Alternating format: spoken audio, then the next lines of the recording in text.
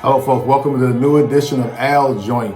I'll be joined today by my co-host Dennis Painter as we jump right into the madness coming out of Washington, D.C. Let's start with the NATO summit that Trump totally embarrassed America again, and the ceasefire in Iran that no longer exists. So as we pay homage to Bobby Caldwell and what you won't do for love, let's take the gloves off and let's get at it.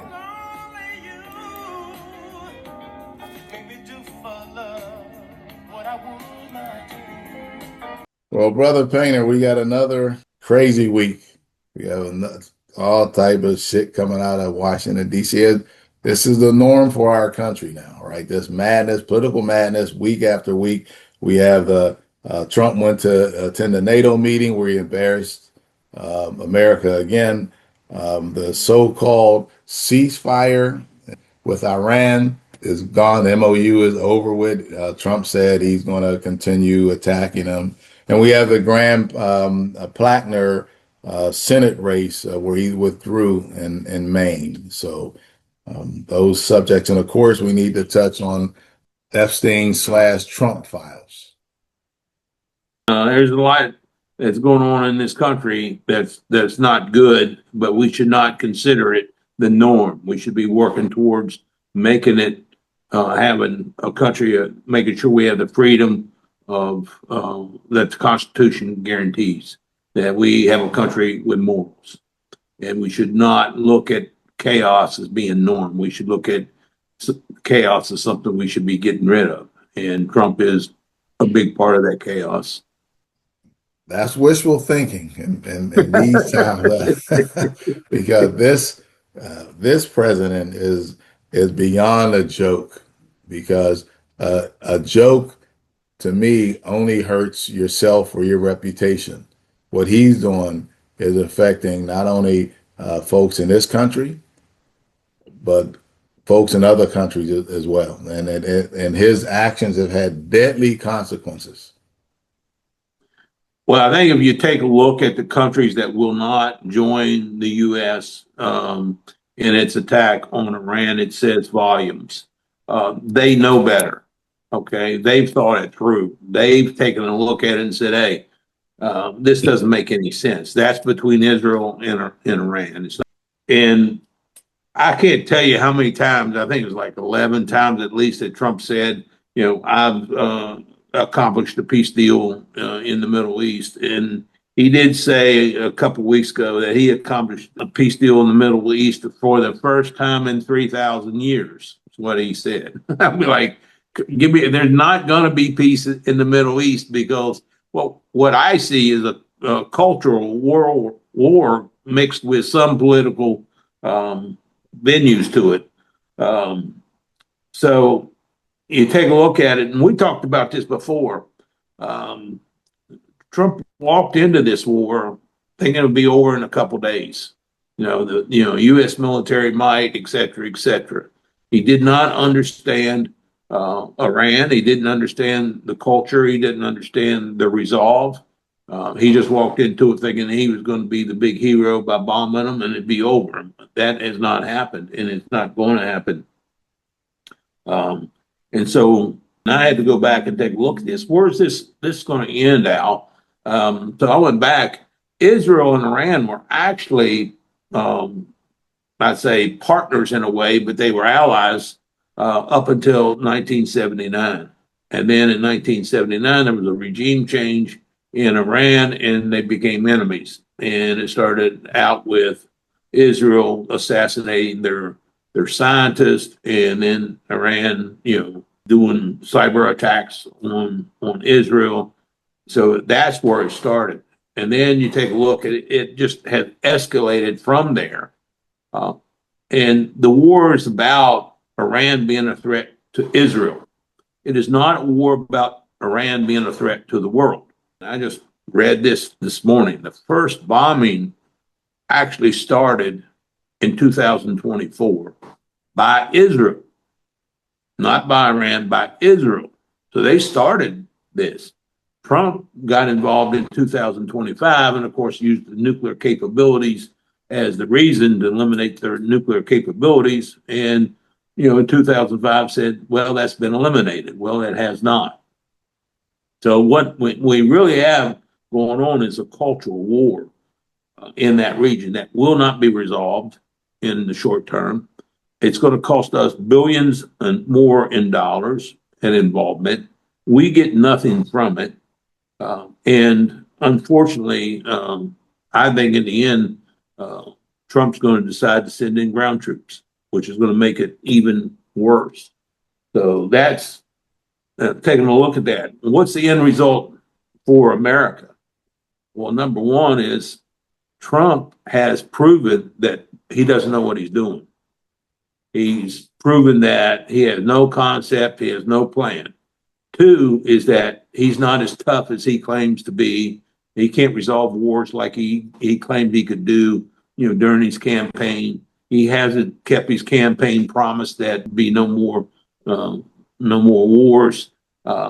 He's also proven to the world that the United States isn't as powerful militarily as we projected because we cannot bring Iran to its knees, no matter what he says. Now, this week he said, "Oh, he's backing off their nuclear capabilities by saying they're so far underground, only the U.S. can get them." Well, that's about the dumbest thing I've ever heard. Who if they're underground, and all you got to do is dig them up, and the U.S. is the only one with backhoes. Come on, So I see it as just a complete mess that's going to be long term. It means continual high gas prices. They've jumped since yesterday. 40 cents. I saw two gas stations, one across from the other. 40-cent difference between the two. And now they're both the same today. And obviously, I filled up yesterday at the cheaper one. It's going to mean higher prices at the pump for us, higher transportation costs for all the goods that we have, and higher inflation for American workers. And it's that we're paying that price for Trump's dumbass mistake of going into war. And he did it for Israel. He didn't do it for America. He didn't do it to eliminate nuclear capabilities. So, unfortunately, I think this is going to get worse, Al. Well, we've been talking about it for a while because there's a reason why, and folks was arguing that early on this conflict, they kicked the can down the road for 40 years. There's a reason why you kick the can down the road because you don't want to stop and pick it up because it may blow your hands off, right?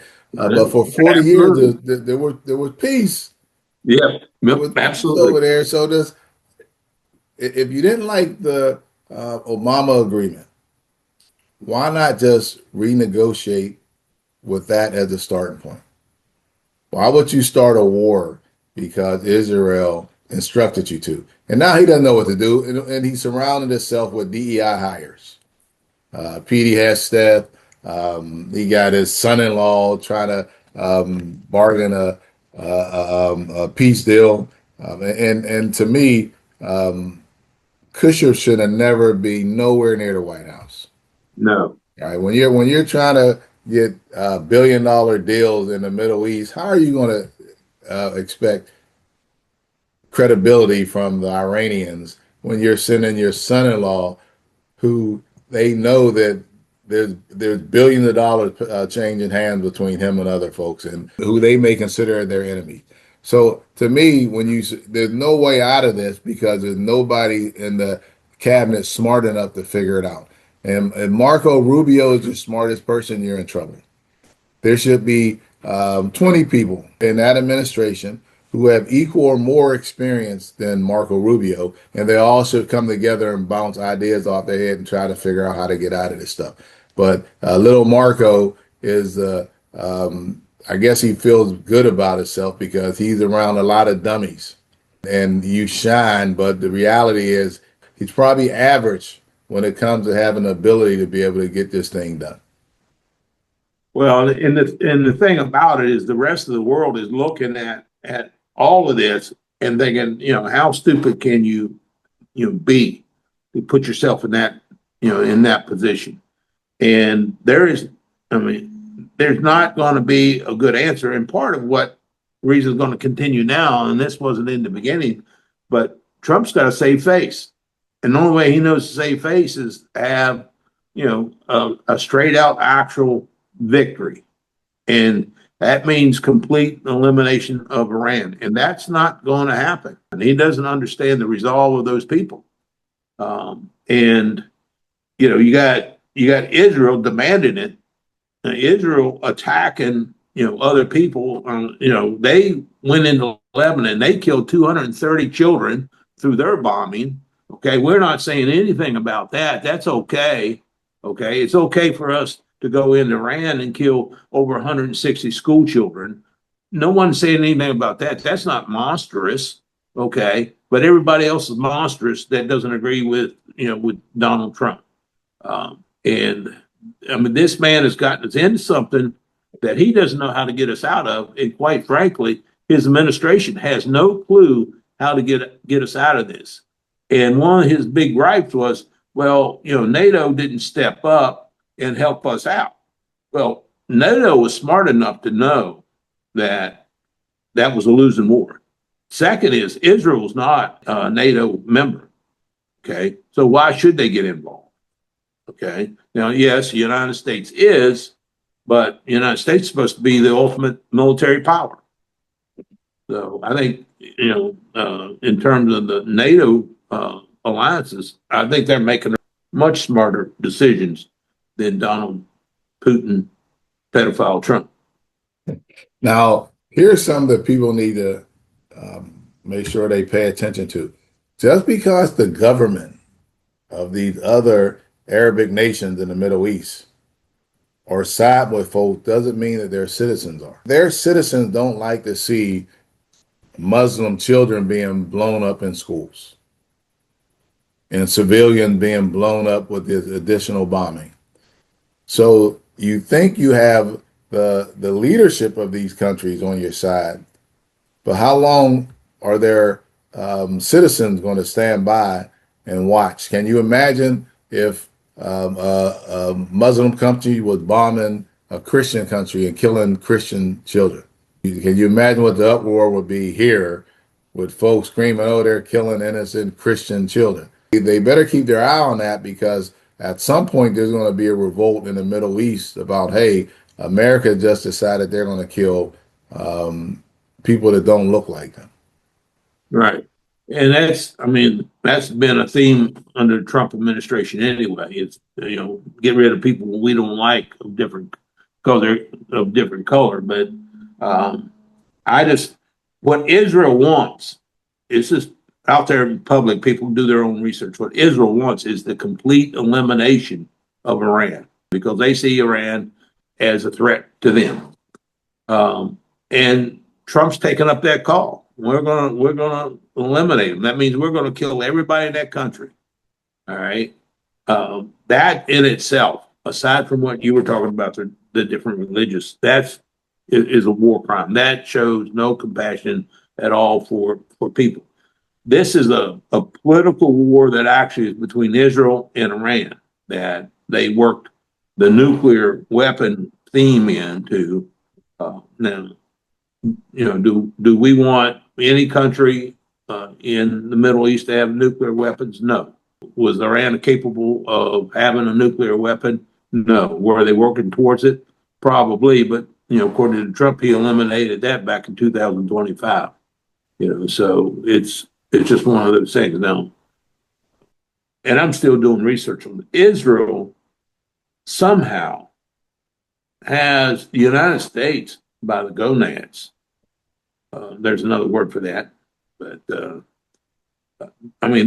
for some reason they have a grip on us. And I know we have military stations in Israel to control that area. And when I say the area, it's the Middle East. So we have military in that area. The other thing is to me, there's two different stories being told about what caused the latest ceasefire. Now, of course, Trump is saying, they bombed, 3 ships. There's a difference of opinion as to what the quote unquote MOU settlement was. And Iran is saying we never gave up complete control of the Hormuz Strait. that we still wanted to control ships that go through there. Where Trump was saying, "Oh, it's completely open." Well, it was completely open under the Obama administration, under the agreement that he had. It was completely open until Trump abolished that in his first term, and started this war in the second term. So Trump has caused Iran to realize that they have more power than they did before the war. They can stop the ships through that strait. So I don't think that's a good turn either. That shows stupidity as well. Trump is saying, "Oh, I did something that should have been done for the last 47 years." Well, we've had Democrat presidents and Republican presidents in the last 47 years. He's saying he's smarter than all of them, but those 47 years, both the Democrats or the Republicans did it in such a way that it did not cause inflation in our country, had control over the nuclear program in Iran, and didn't cost us billions of dollars in military lives. So, in terms of who was smarter, the previous presidents in the last 47 years, I believe, are much smarter and were much smarter than Donald J. Trump. They handled it in a much better way than Donald J. Trump. You can't be a bully, and try to bully the world, because they're going to push back. And Iran's pushing back. And Iran's not stepping down. And Iran said that. We're not running. It should tell the administration, "Hey, we've got to rethink this. Yeah, we might have to eat some crap, but the taste is only going to last for so long. But let's get out of this the most that we can." Well, the question I have for Trump and his administration is, you're always on TV talking about we don't need the oil. It's for the rest of the world. Why are our oil prices spiking at the pumps if we have this surplus, so we don't need other people's oil?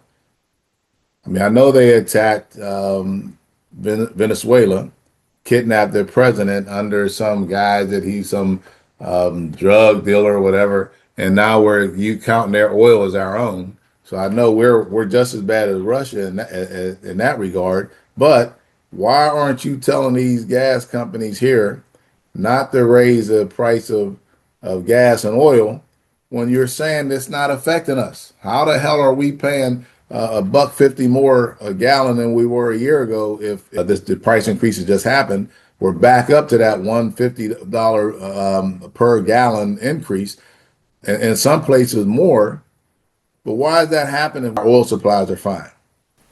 Well, along with that, and I call it fraud because that's what it is. It's gouging the American public. Why isn't the FBI investigating real fraud? Because that affects every single person in this country.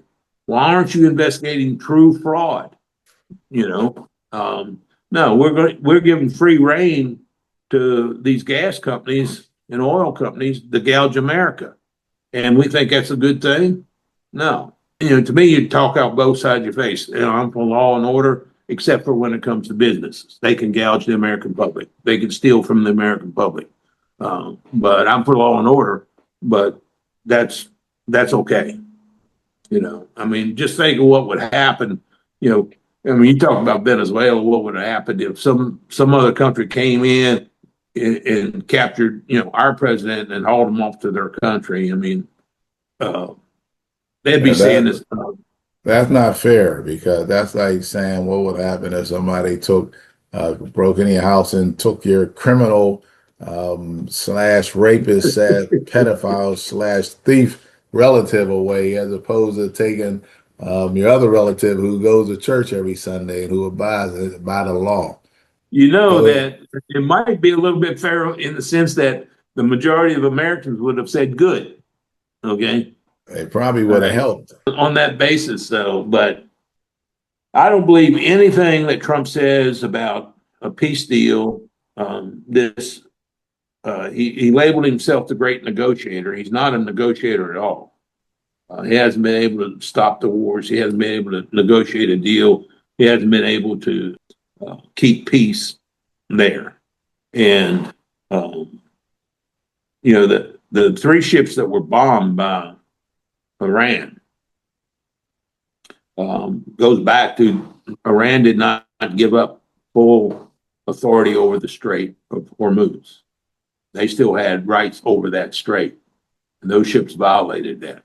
So, and of course, Trump was saying they gave up all rights to the Strait of Hormuz. Why would you do that in the middle of negotiations if that's Right. one of your playing cards? Okay. Now, if there's Americans out there that believe that you give up, one of your strongest playing cards in hope of peace, then you don't know anything about negotiations and you don't know anything about the truth. The other thing is I find interesting is Trump is saying, and he said this on his way back from Europe from the NATO meetings, is that Iran is begging for talks for an agreement. Well, I don't believe that. I mean, come on, they're Nobody begging for it. believes that. Yeah. So here's Well, the kind of crap coming out of our president, and it's like, not only do you and I not believe it, the majority of Americans don't believe it, the majority of the world doesn't believe it. And it's like stupid, why would you say such stupid things? But then you realize you have a narcissist person as a president who has to be, perfect on every single thing. I mean, it's just crazy, Al. well, it's funny because it's one thing to be a narcissist. It's another to be stupid and a narcissist, right? And that's what he is. He's stupid. And I tell folks, oh well, he can't be stupid and be the president of the United States. Well, you put him there. You put a stupid narcissist in the presidency. Does he have some street sense? Yes, but that's not going to get you that far. You got to understand that when you have an intelligent person in the White House, right? When other people tell them stupid shit, they can figure it out. But when you're stupid and they tell you stupid shit, you say, okay, let's go with it. That's the difference. It doesn't mean that the president's going to make every decision. That's not going to happen. But he's going to have his own opinion. That's not going to work. They say he's a great deal maker. There should be a commercial out with William Shatner and the price line. He couldn't even make a price line deal. At Yeah, least Captain Kirk could get you a good cheap hotel room. Donald Trump can't get you anything. And it's ironic that all this happened while he was meeting with NATO. And because now you end up looking really bad. You're right there in front of all these folks who told you this is not a good idea.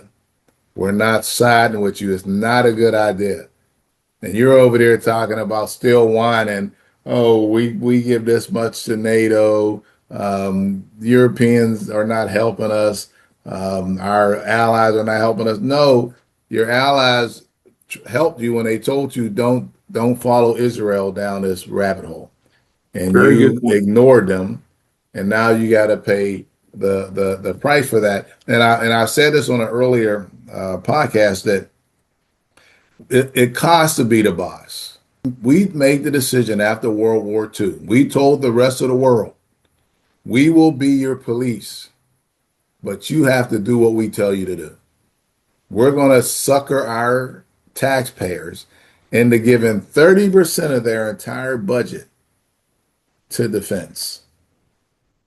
And we'll sucker them and they'll fall for it because we'll just sound the alarms and but we want to be the world police. But that means we're going to be the big dog on the porch. That's the deal we made.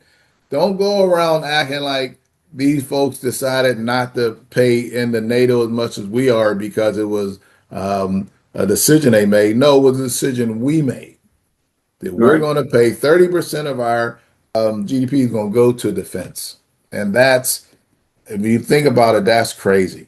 That's right, why the other countries have better health care. They have more of their taxpayers, their citizens can afford to go to college. They can do all that because their taxes don't go to defense. If you look at the countries that do, Russia, The United States, you can see how they struggle, their economy struggle, why they're always at war with somebody because they made that decision. So people need to quit taking the approach that, oh, we pay more for NATO. We made that decision. We told the world we would do that. And that's how we got there. America's never been stupid.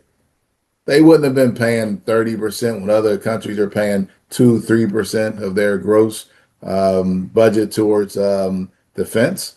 We did that. We decided to do that. And now we're paying the consequences for it.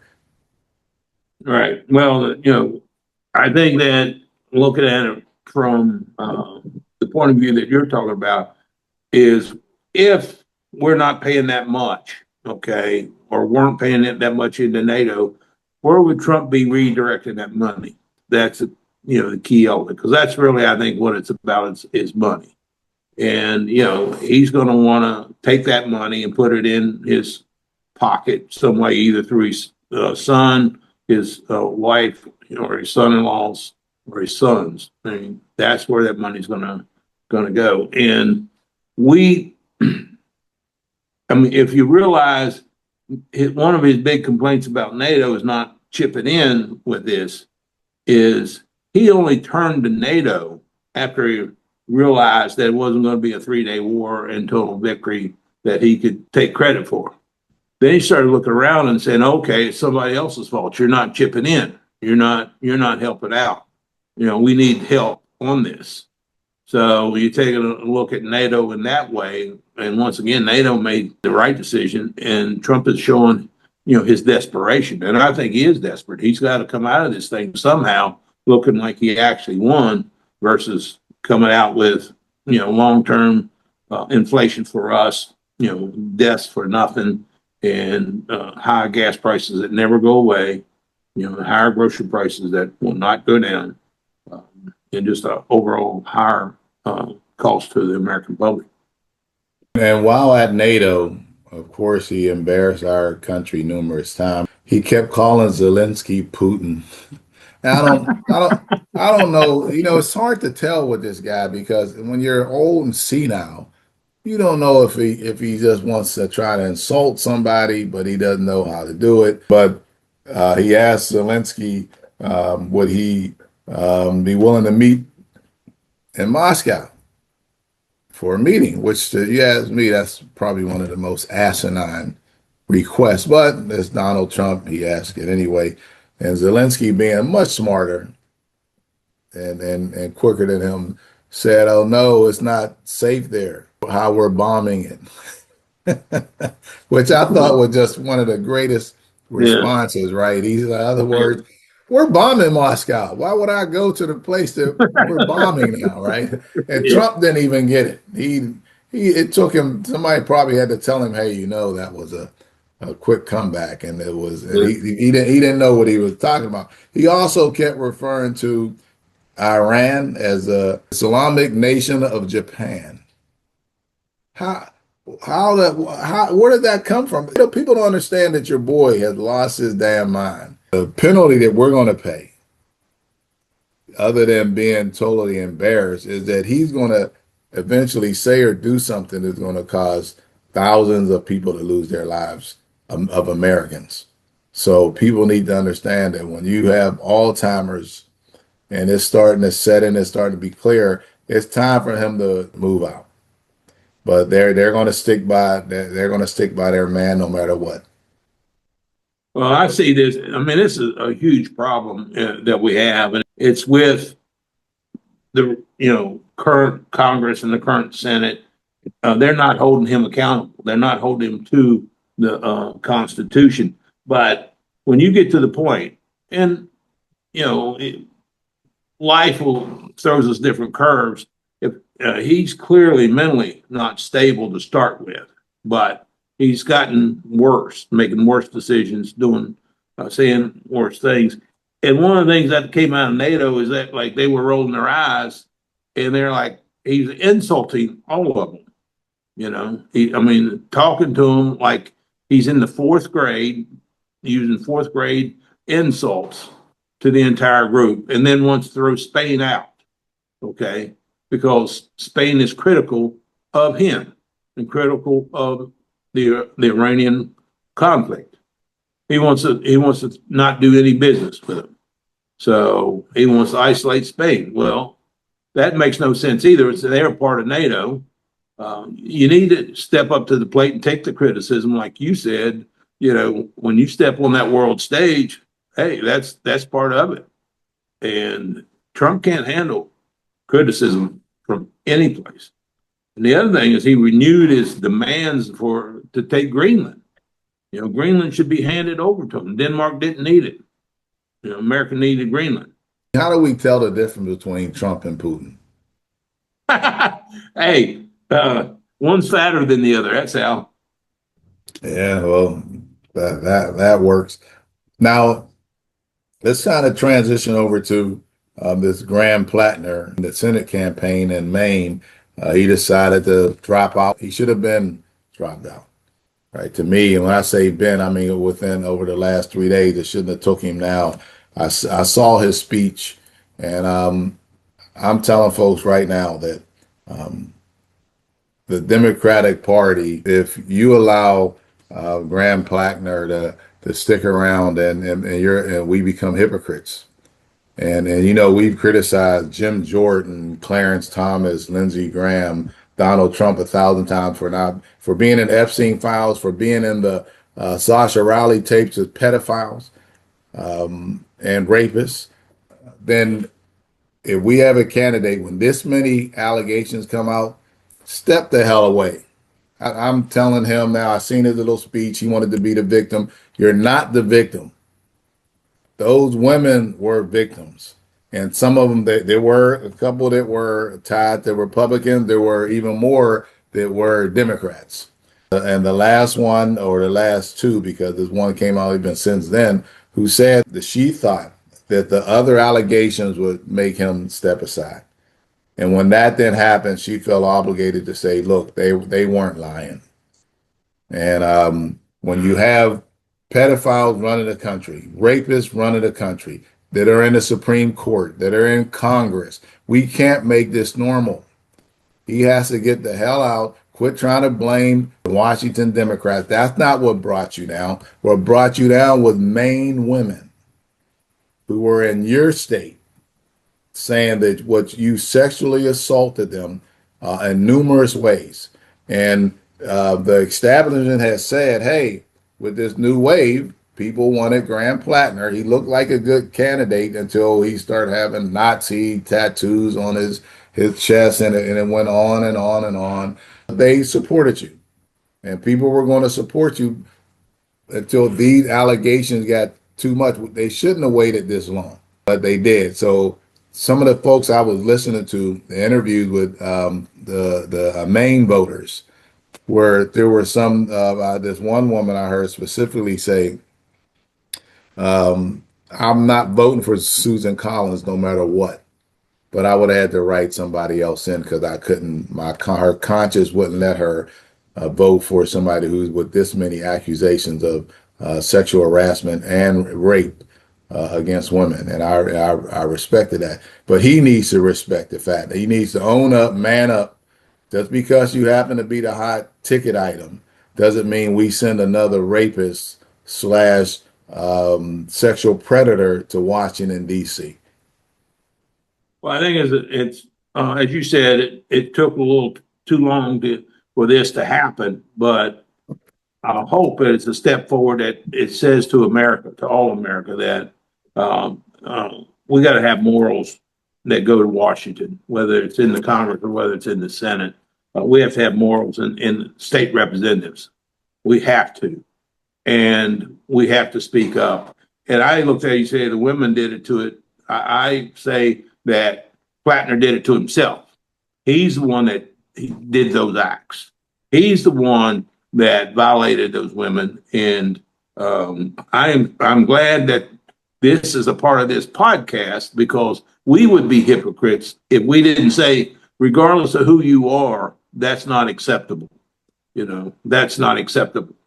And we want the same energy from journalists that went after Plattner. We want them going after Trump.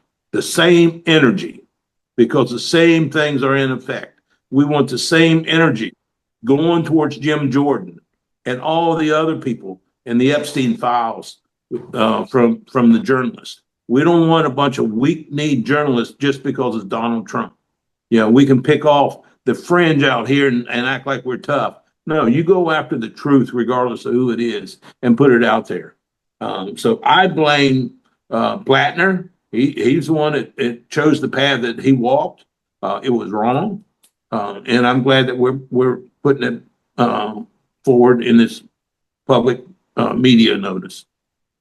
And I want to just reiterate something you said, that there is evidence, right? It doesn't mean that everything that's out there is true, but when there's evidence that you have elected officials, Supreme Court members named as pedophiles, and documents that you think is okay, meaning the media, to let that go. There's not been one person in the media that asked Donald Trump, how do you feel about Zasha Riley specifically naming you in interviews and tapes, saying that you raped him, you choked him out, and that he assaulted you anally with a tent spike.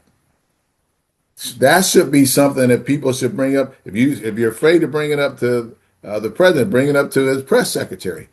Right. Raise those questions. They're adamant to jump on national TV, these folks, and they talk about, oh, the Democrats should have been removed Plattner. We don't vote for people like that. I know you don't vote for people like that. You take it a step further. You vote for pedophiles, and not only that, there are discussions and tapes and in the Epstein files that children were killed. There Right. were They were little murdered. girls who were murdered because they were in there. It just not just pedophilia, but murder. And so, should Plattner step down? Yes, get your ass out of there and quit whining like you're a victim. But I'm telling the media that you have an obligation not just to pick on a low lying fruit. Yeah, it's easy to go after him because he can't Right. come back at you. He's not even a senator yet. What about the senator? What about Lindsey Graham, who's already a senator, who's all through the Epstein file, who's been named in the Sasha Riley tapes? What about Jim Jordan, who already had sexual misconduct stuff thrown at him from his days in Ohio State scandal? And in addition to that, he's in the Epstein files repeatedly, and he's in the Sasha Riley tapes. Right. So these folks were, and Sasha Riley said, and it tapes that there were children killed in front of him. And you think that it's not okay as the media to bring this up? And somebody's on a show. I seen JD Dan's JD Vance on interview. Why aren't they asking him that? I'll guarantee you that all those folks have had access to the Epstein files, and they know what's in there. And they still got the audacity to go out on these shows and talk like they're saints. Right. And remember, they went into the Situation Room when this first came up to try to figure out how to protect Trump, not protect those women, not protect law and order, to protect one person. And so that's you take a look at all of this. The journalists, I don't care who they are. I don't care if it's Fox News, should grow some backbone. Okay. Get some backbone and go after the tough stuff. That's what 60 Minutes used to do, okay, until they got rid of Scott Pelley and put fear in the rest of them, okay. That's what a journalist is supposed to do, is go after the tough stuff. Yeah, there's somebody robbed the ice cream store down the street. Okay, but somebody got murdered over here underage by a pedophile. Why aren't you covering that? Why aren't you covering the fact that there's a pedophile ring operating, without any oversight, true by the law? The FBI is sitting there and has not arrested a single person. There's enough evidence to do that. Why hasn't any journalist in this country grown enough backbone to start going after that and to start saying that? Look, arrest them. Why are we having these congressional hearings? Okay, the evidence is already there. You know, I mean, it's like, somebody says, "Oh, that person robbed me." You take their word for it. You arrest them. Then they get to go to a jury trial, and the jury hears the evidence and makes decisions. That's what we're saying. Arrest them. Arrest all of them. Jim Jordan, Lindsey Graham, Thomas, uh, Bill Clinton, Woody Allen, and yes, Donald Trump. Arrest them. And if JD Dance was part of it, arrest him too. I agree 100%, and we got to keep making sure we push folks to understand that this is not political. This is moral. You're right. If you got a D in front of your name, you got an R in front of your name, you got an I in front of your name. If you violate the rights of women, children, if you molest your children, if you rape women, you got to pay the price. And instead of paying the price, they get to become president and senators and Supreme Court justices. And you wonder why women won't come forward because they're like, in this country, you don't go to jail for being a pedophile or be a rapist. You go to the White House. You go to Congress. You go to the Senate. You go to Supreme Court. What hope is there? And people wonder why did the woman come out earlier about with Graham Plackner? Now you know why. You Yeah, end up being ridiculed and your name's out there. Hell, you might end up dead right. And if here's you don't the, get I mean, justice. no, and the message to the pedophiles and to the rapists is, oh, I can get by with this. It's becoming acceptable. The journalists aren't covering it. FBI is not doing anything about it. It's becoming normal. So I can go out and rape more underage girls and boys. I mean, that's the message that's being sent out there. And now, of course, the administration is going to deny that. Cash Patel with his big eyes is going to deny that and saying he's done more to protect, underage girls and boys than anybody. Well, if you're going to do that, go after Trump. Okay. Quit being his puppet, you know.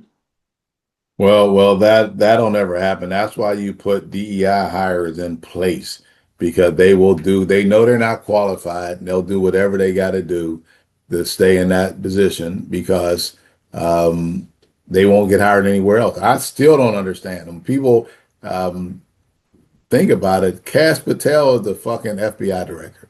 That's a joke. Peter Hastap is the Secretary of Defense.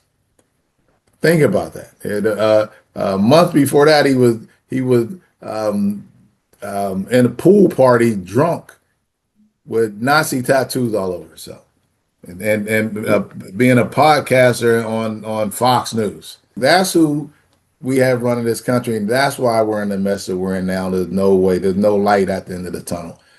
But I just hope that the American people keep on pushing back. And I said this in the last podcast that I had to give you kudos because you have more faith in the independents who voted for Trump than I had. And they're moving in the right direction. They're trying to take this country back. We have the midterms coming up. Well, we got about 105 days, I believe, before the midterms start. And we'll see if that lasts, right? If folks are really eager to take this country back and take our Constitution back and snatch it out of the hands of these far right wing nuts. There will only be worse things happen if we don't do that, Al. It'll be worse things happen around the world by us as a country, and inside this country, we're going to pay a higher price. And I'm hoping that the majority of Americans understand that. They see it every day they go to the pumps. I mean, they see it every day they go to the grocery store. They see it every single day. Then they have to see they have a president that's actually incompetent. Okay. And I want to say this again. And I want responses from people that are Republicans. We're not saying change parties. Okay. We're saying recognize an incompetent person and get him out of office. Okay. Uh, we're saying recognize a dangerous person and put him out of office. We're saying, just because he's president doesn't mean he gets to be a pedophile and get by with it. Arrest him. That's what we're saying. You can continue to be a Republican. You can continue to be a Democrat. You can continue to be an independent. But let's be a country. Let's all be Americans that believe in law and order and put that in place, regardless of who you are. Well, folks, we've reached the end of another episode. I want to thank folks for watching. Please hit the share, like, and subscribe button below because I want to make sure we are able to stay in this fight. And please leave your comments below. I'm interested in what you're thinking. Unless you're a far right-wing MAGA nut, you already know I don't give a damn what you're thinking. So until next week, let's stay in the fight, stay in the struggle. Peace.